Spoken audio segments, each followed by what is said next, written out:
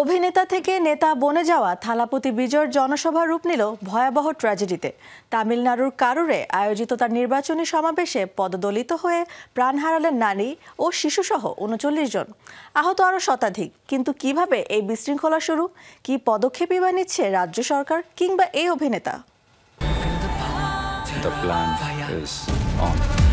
তার সিনেমার সংলাপ থাকে দর্শকের মুখে মুখে, তার স্টাইল তামিলের তরুণেরা করেন অনুসরণ।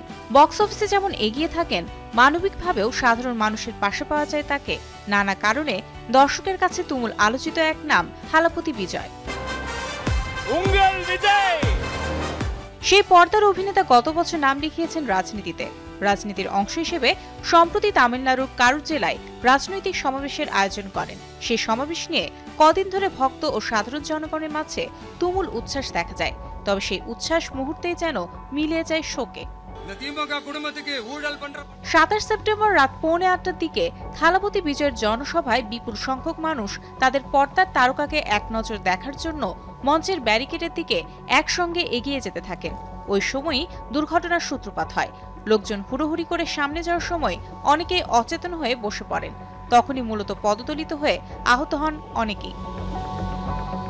এ সময় জনসভায় একটি বাসের ছাদে উঠে ভাষণ দিচ্ছিলেন বিজয়। তবে কয়েকজন অজ্ঞান হয়ে যাওয়ার খবর শুনে স্বেচ্ছাসেবকরা তখন পানির বোতল ছুটতে শুরু করেন।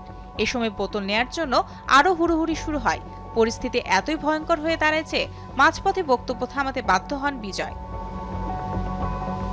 প্রশাসনের পক্ষ থেকে জানানো হয়েছে, সমাবেশস্থলে সর্বোচ্চ 10,000 মানুষের অনুমতি ছিল, কিন্তু সেখানে হাজির হয় প্রায় 2 লক্ষ মানুষ। তার মাঝেই 9 বছর বয়সী এক শিশুকন্যার নিখোঁজের খবর চার হয়। তাকে খুঁজতে গিয়ে পরিস্থিতি আরও নিয়ন্ত্রণের বাইরে চলে যায়। পরে জানা যায় প্রায় 39 জন পদদলিত হয়ে মারা গেছেন।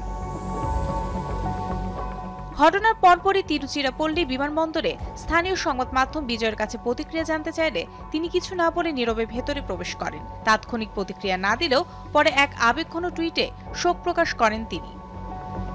আমার হৃদয় ভেঙে গেছে, আমি গভীর শোকে স্তব্ধ।